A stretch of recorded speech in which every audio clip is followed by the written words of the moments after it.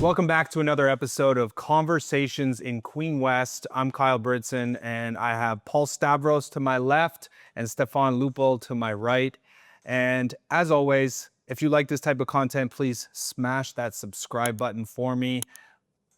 Hit the button. Thank you. And this episode is brought to you by The Common, home of the $2.50 Americano. You can't beat that, really. It's delicious. Sponsor us, please.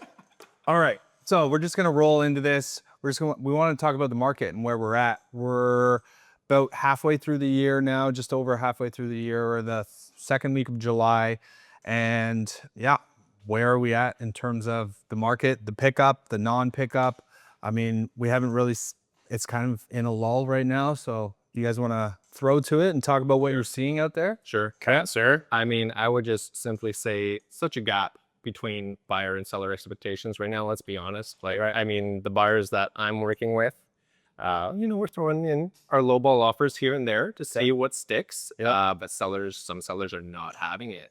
So, what types of like segments of the market are you talking about here? Like, are we talking about Yeah, I mean, currently, mainly condos, but also on townhouses.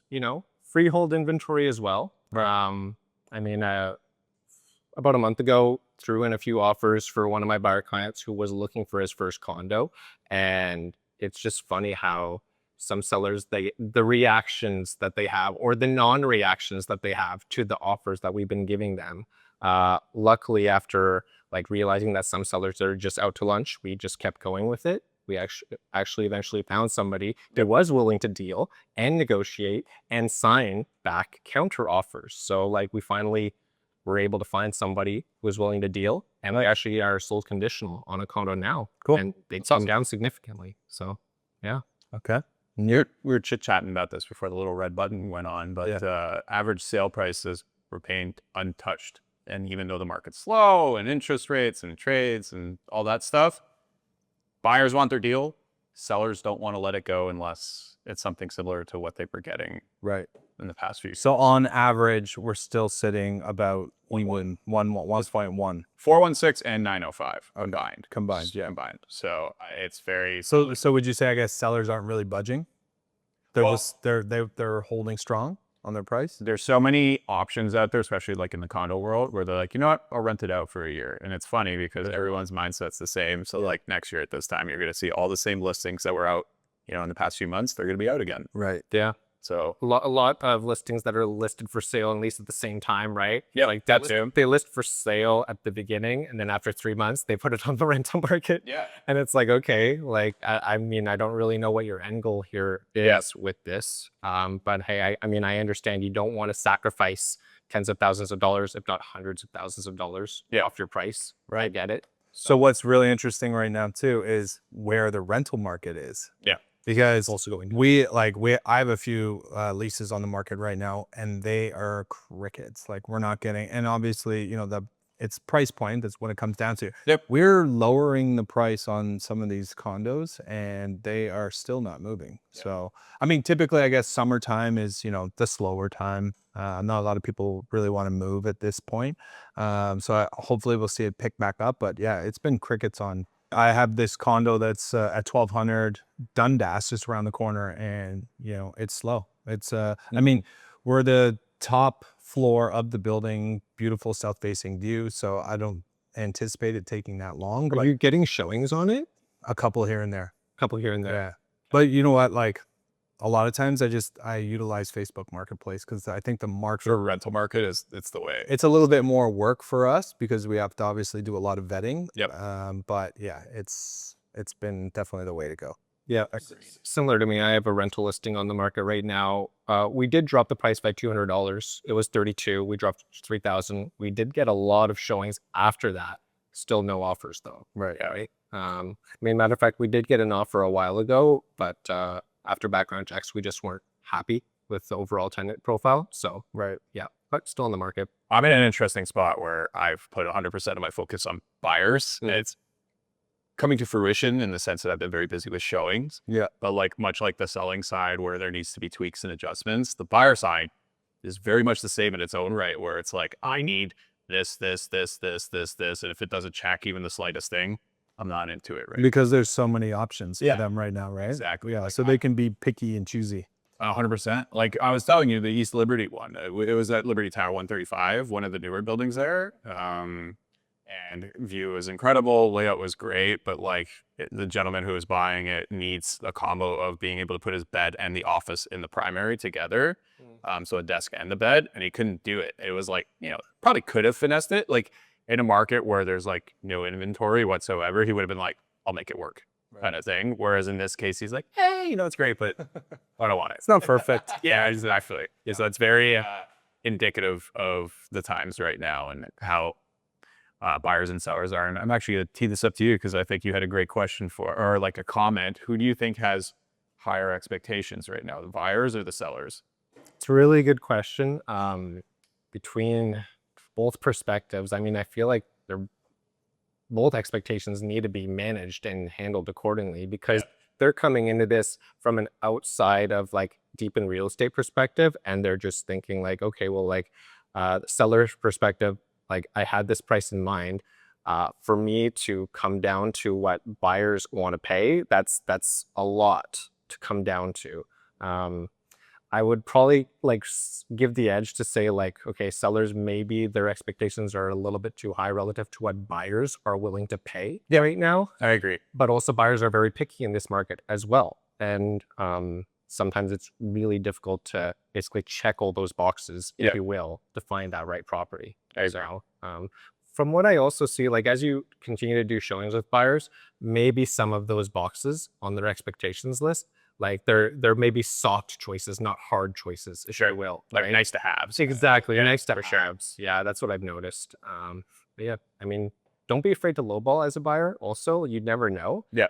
But I would also say if you're at like your fifth offer lowballing, well, maybe that's a sign that, The strategy is not working. maybe the strategy isn't working. Agreed. Also, right? Yeah, that makes sense. I had a question for you. What do you got? So we love our articles from our favorite Toronto news places that like to sensationalize a little bit. You got some clickbait for me? Let's do. So this one says, Toronto's housing market has completely fallen off a cliff. Oh, Well, what does it make of that? well, I mean, to go back to your point on where the prices are at right now, prices remain stagnant, really, right? Year over year. So is it fallen off? I mean, there are some pockets in some areas for sure. I've seen in South Etobicoke, prices were, they probably come down $100,000 to $150,000. I've seen I was working with some clients out there to help purchase a property, and coincidentally, one of the houses that they lost out on came back to the market, ended up selling $100,000 less than what they purchased it for. Wow. Yeah. So we are seeing pockets for sure, sort of drop off on the price point. It's such an interesting time because, like, where are these buyers? Like, we know, in the past we've had like a feeding frenzy when properties come to market, and like, so what is happening right now? And then that common theme, long-term theme of like, there's not enough housing, right? Not enough housing for people, right? That's all we hear. Like, shouldn't that mean that like, well, buyers need somewhere to live? Like, they should be like offering on places, right? So where is that, right? I mean, So people are just sitting back and waiting, right? Like, and that's Perhaps. what they're sitting on their hands, and they're just like, let's just see how far down this will go. And you look at it Hasn't time to market. and you look at it like when you're, looking in the stock market, and you're like, okay, well, let's just hold off on buying that stock. Let's see if it goes down a little bit more before I jump in, right? Yeah. So I think it's exactly the same when it comes to real estate market right now. People are just waiting. They're sitting back and waiting. 100%. I find it interesting. Sorry, Stefan. I find it interesting too because we have like a 5-to-1 listing to purchase ratio, and what these articles fail to mention is like sellers aren't necessarily going to sell their property if they don't have to. So, Goddamn office phone. dog is very angry. Somebody feed that dog. Yeah, seriously. Anyway, what I find interesting is like, sure, it's a 5-to-1 ratio and it's a buyer market right now, but a seller doesn't have to relinquish their property if they don't want to. Like, if you're running into the person that bought in 2023 and they bought on variable or, whatever the case is, and they can't hold a mortgage anymore, that's probably a person that you came across in your purchase recently. not everyone's in that position, right? Especially with houses. Most of these houses are purchased in the 2000s, 1990s kind of things. So like they're, you know, they're good to sit on their hands for. My advice to a buyer right now, be ready, be pre-approved, be ready to jump, because, you know, there are some definite opportunities, and, you know, we're all finding them for our buyers right now. We're seeing some great opportunities, some great deals. So yeah, just be ready to go. I was also going to say that I'm noticing that there could be specifically people younger than us, like a larger demographic of like Gen Zs and maybe even a bit younger that maybe they're still living with the parents. Yep. Honestly, right? And and like maybe they're not so certain on their job situation for whatever reason, and they don't even want to like get the place of like an apartment to rent for the first time right now, which is like, you know, we're seeing it in the soft rental market as well. So like, I mean, until that generation of people becomes more comfortable to absorb all this inventory that we have, like it's going to take years for that to play out also. That's what I think, just long term. There's like so many variables involved too. Like investors are clearly sitting on their hands as well. I think investors like to lead the way in terms of consumer confidence. So when investors are like, I don't think I want to buy right now because I mean, when you losing money. Why would you, as an investor, you know, buy a free condo or even a resale condo? Yeah, I think it just that equation doesn't make sense anymore. It made sense for the majority of the 2010s, right? You know, we lived through over a decade of low interest rates, and the math more or less made sense, and capital appreciation made sense. But now it's going to take years for all of this condo inventory to get absorbed. Yeah, right. It's also why the market's squarely like condos not being purchased means that condo owners can't move on to whatever they want to move on to next. Whether they want to move into a townhome, a house, move out of the province, out of the country, whatever it is, like they're sitting on these assets that they can't sell right now. So that's kind of what's contributing to the market being erratic, I guess we'll say. But it's an interesting time. I bet you there's a lot of like little personal stories from people that actually live in condos right now that are trying to 100%. Grow their family somehow, some way, right? They want to move on to that townhouse or freehold property, but they've been dropping their price on their condo for 6 months and still not selling. And it's just like, man, this is, I can't imagine what those people are dealing with right now. Right? Yeah. So that's sorry, go ahead. I was gonna say, that's the interesting part about real estate is like, whether the market's great or bad, life changes. So if you got married recently, you want to start having kids, but you're in a condo and you don't feel like you have enough space, you will at some point attempt to make that transition, right? So whether it's a good or bad market, your life circumstances kind of dictate what you're gonna.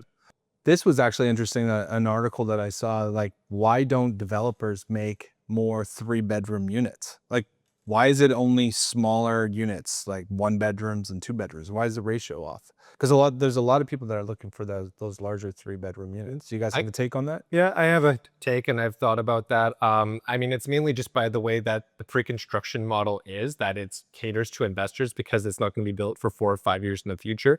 And investors like the idea of putting in a smaller down payment, smaller deposit. Therefore, it's going to be a smaller condo. For the 3 bedrooms, it's going to be more expensive. But if there's more demand for a 3-bedroom, let's say, and that demand would obviously bring you more money, then why not sort of change it? Is that just because we've always had the smaller investor style units and it's a lower like point to entry? Yeah, I mean, going back to, I guess, the way that new homes pre-construction is sold, I mean, 3 beds are lower cap rate compared to smaller studios and 1 beds. That's the first thing, right? Doesn't make economical sense for an investor to buy a 3-bedroom condo, or even when you think about it, an end user who wants to buy a 3-bedroom condo, are they willing to wait 4 to 5 years to move into a 3-bedroom condo that's going to be built in the future? Most people that want a 3-bedroom, they kind of need it like within the next 6 months. Right. And so they could look at existing inventory for 3 bedrooms, which they do. Naturally, they're looking at freehold homes. Right. Which is, well, this is kind of my point, is that we're not making freehold homes in the city. So just a room. Yeah, exactly. So why aren't developers making more 3-bedroom condo units so that these people that are, you know, wanting to grow families, have families, now the new norm is going to be moving to a condo that's a little bit larger as opposed to getting into the freehold home, right? So I think maybe we'll start to see a shift in that, but it's interesting because there's a lot of demand, I think, for those larger units. And I think the price point will be higher, right? Like those, That's you're saying thing. It's going to be cap more rates expensive to build a 3-bedroom condo, right? You know, Maintenance fees too. maintenance fees and the cost to build, right? The cost to build new specifically, like we know we can't really find a 3-bedroom condo less than 1.2 for sure. I mean, what's the thing though with maintenance fees? Like, and I know they're a pain in the butt. I get it. Like, who wants to spend over $1,000? Like some of these maintenance fees on these larger units can be like $1,500 a month. It's crazy. Depending on the building though, I mean, there's a ton of great amenities within the building, great for families, pools, gyms, playrooms for kids, things like that. But like, what people don't understand is, and I own a freehold home in the city. The maintenance on those freehold homes can be insane. Like when you're talking about doing a roof on a house, we had to do ours. So you're looking at $25,000-$30,000 just to do that roof. And that's a one-time cost, right? So the hidden maintenance fees, as I like to call them. exactly. I have a couple takes on that. One, like high maintenance fees isn't the worst thing in the world if you see the value in it. Like the expression cost is what you pay, value is what you get. If you are using the gym, if you're using the pool, if you're going to the play area, if you're replacing everyday life things with the amenities in your building, then there's value in that. Does $1,500 a month sound like a lot? It is a lot. Right. Let's be real. Yeah. The other thing though is along the lines of what you said with the house is freehold homes do have maintenance fees. They're just unplanned. Like you never know when your roof is going to need to be replaced or the AC unit's going to blow. Or you're starting to see these things like happen, and you're deteriorate, like your roof. Like, oh, we're gonna probably have to do that in 5 years. So and it's a big lump sum. I've actually, which is kind of funny, I've had clients that go from a house back down to a condo. Is less maintenance and it was also it was a lifestyle change, right? They didn't like having to shovel their driveway. They didn't like having to cut the lawn. They didn't like all of staying in this confined space in the wintertime. They want the amenities of a building. So it's not always, the grass isn't always greener, I guess you could say on the other side, right? well, like I said, like my first home was a condo town. It was $271 a month for maintenance fees, very reasonable, utilities separate. But like when I moved into my place a year after, the AC blew, and so that was like $3,000 there, right? So there you go.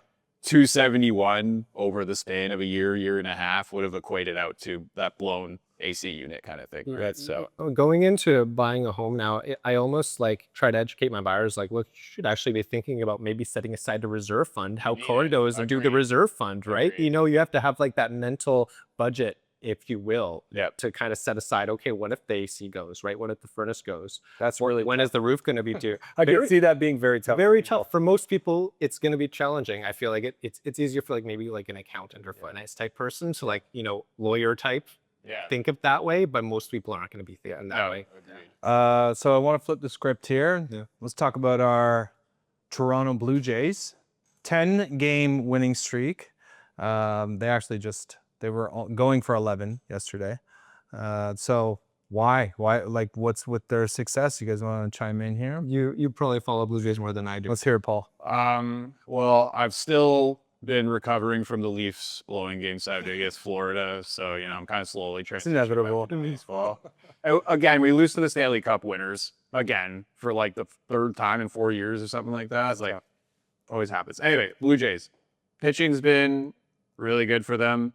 And the bats are always the issue for them, that the bats are coming around. And even though they lost to the White Sox, who are, the worst team in the league, or one of, it was only 2-1. So like keeping your opponent to 2 runs a game, you're going to win. They beat the series, the small 3-game series. They won that. So it's not a loss. Yeah, they lost.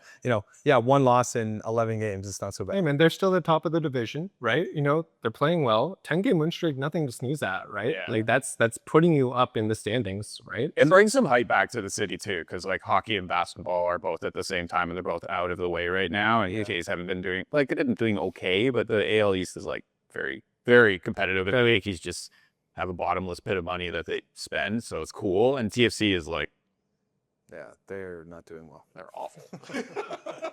2017 was their glory year. They won the Triple Crown, and since then it's just been pure crash and burn. So it's cool to see the Jays are giving us something to be excited about. Yeah, agreed. Go Jays. Go Jays, go. Woo. I have a few rapid fire questions to end the podcast. Okay. So they're gonna be fun. Should be some pretty short answers, but maybe if you want to elaborate. Do it's we up to you. both answer, or you gotta do one Kyle and me? Whoever wants to. Whoever wants to answer it. How about Alright. that? Yeah. They're pretty simple. Okay, so what's a bigger red flag when showing a property? Visible water damage or the house smells like cigarettes? I would say, well, I've been in homes where they smell like cigarettes. There are ways to remediate that, you know. Over time, the smell does go away. So I would say the bigger red flag is the water damage. I'm gonna agree. Yeah. Because like water damage, you don't know where it comes from or where it originates from, what you have to do to fix it, like Yeah. whether you're waterproofing around the house or whatever. Yeah. Whereas cigarette butts is like, okay, we got to paint and we got to keep the windows open for a while, but like at least it'll eventually go. Yeah, get rid of that carpet from the 70s. That too. Yes. That would help. Holding it. Yeah, get rid of the carpet. I mean, in the East End, I've seen some funny houses. You know. Yeah. Oh, I have some stories. Literally, like, I mean, why I brought up the cigarette one is I literally walked into a showing this spring where the seller was at the home when we were doing the showing, smoking a dart. I'm like, my client was just like, dude, like, we didn't even walk up to the second floor. Like, we're leaving. We're done here. We're done here, you know? So Because that mental image of that person hacking a dart right there in your potential house, that will never leave them. So they're like, nah. There's no neutrality to it. It's like this is, you know, Bob's house. He's hacking a dart in his own house, like, you know. So Rule number 1, do not smoke cigarettes while you're trying to sell your property. do not do it. Oh my God. Come on. On that note, what's the weirdest thing or one of the weirdest things you've seen during a showing? okay, good one. Go ahead. Cocaine on the kitchen table. Yeah. Night before. Yeah. Yeah. Literally, wow. Was that like after the weekend or was this like a midweek? kind of This was like an 11 a.m. showing on a Sunday, and like they were clearly on a fender. They were still in bed, and it was 11 o'clock, and like we walked in, and it was 24-hour notice, and all that stuff was for a rental. And it was the same thing where it was like the cigarette, where it's like as soon as we walked in, there's like powder on the counter, and there's 2 people KO'd in the bed. We're like, all right, we're good. Must have been a good night. Yeah. So I walked in on that before. Wow, and that one sticks out. They just sort of That's funny. Crazy. Most underrated neighborhood in Toronto to you right now? Whew. Underrated. I'm gonna have to go with Junction. Okay. I like that. I like it. Yeah, Junction, great neighborhood, beautiful homes. You know, you have those like Edward Victorian red brick homes. You know, Dundas Street, awesome for everything you need. Coffee, great restaurants, great family vibe, close to the highway still somewhat, you know, shoot down Parkside. You got Hyde Park right there. It's within transit. Yeah, I'd say Junction. I like Parkdale. I know Parkdale has its quirks to it, but like it's the connector between downtown and Rothsey, basically. I think there's a lot of upside to Parkdale. For sure.